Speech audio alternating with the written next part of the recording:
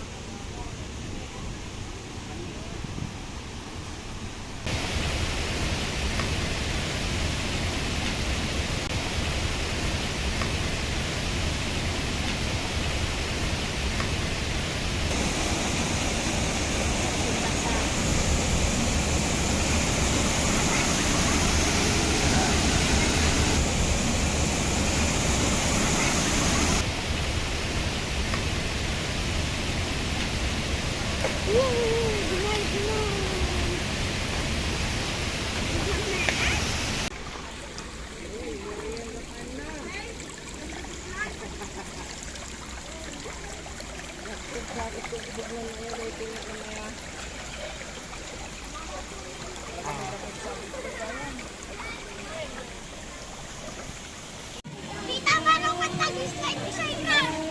Tita, slide ni Tita ha.